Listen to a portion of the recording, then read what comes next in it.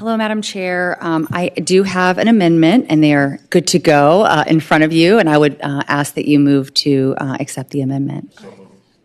Moved and seconded to adopt the amendment. All those in favor say aye. Aye. Any opposed? All right, the amended bill is before us. Delegate Anderson. Thank you.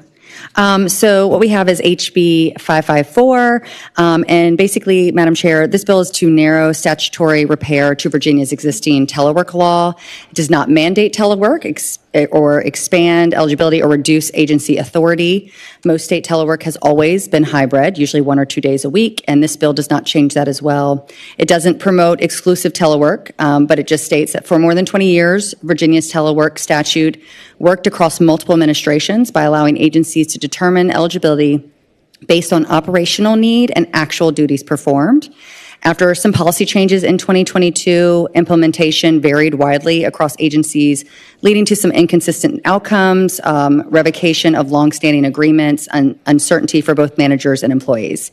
The bill restores clarity and guardrails in statute. It reaffirms agency and regional discretion, ties eligibility to duties rather than job titles, requires documentation for denials, and protects prior agreements unless there is documented performance or service delivery reasons not to do so. Importantly, this bill does not create new cost or mandates. There is no fiscal impact. It simply realigns practice with long-standing statutory intent so agencies can manage their workforce consistently, fairly, and effectively. And I respectfully ask for the committee's consideration. Thank you, Delegate. Any questions from the committee at this time? All right, seeing none, I will see if there's anyone in the room who's here to speak in favor of the bill.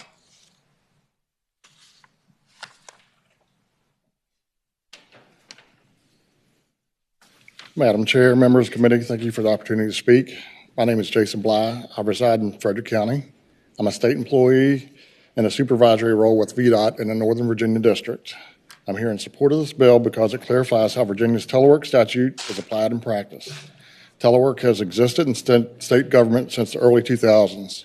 The statute provides broad direction while agencies have developed policies over time to implement that direction.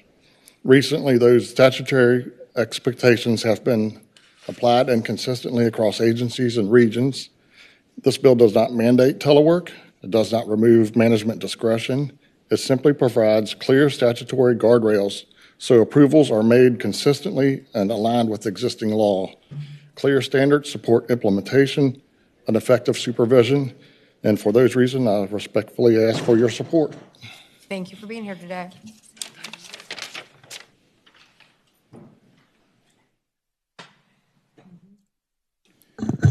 Madam Chair, members of the committee, Carter T. Whitelow with the Virginia Governmental Employees Association, and I'm so grateful to the patron for bringing this bill along, and I really want you to concentrate on the man that just spoke, Jason. He's one of our members and came to us with this idea because he and so many other folks in the government have been wanting a change and a reversion to how it was on June 30th, 2022.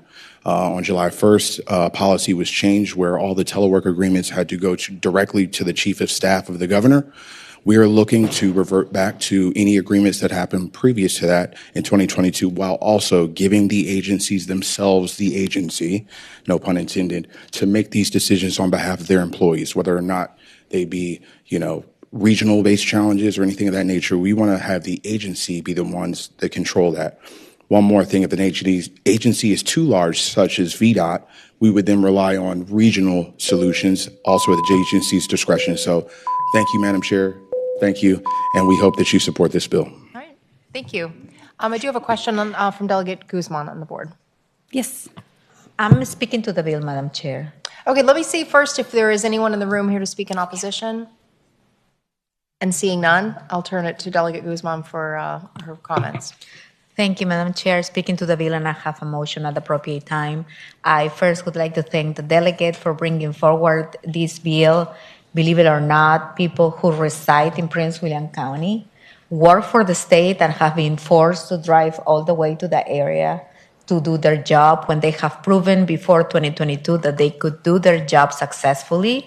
So I want to thank the delegate for helping the people who live in the district and across the Commonwealth that, yes, as a government employee, we can do the work from home and we can be held accountable. So with that, Madam Chair, I have a motion at the appropriate time. It is the appropriate time, as I see no one else in the speaking queue. I move to report the bill, Madam Chair. Move as amended. You move motion to report the bill as amended, and it's been seconded. The clerk will open the roll.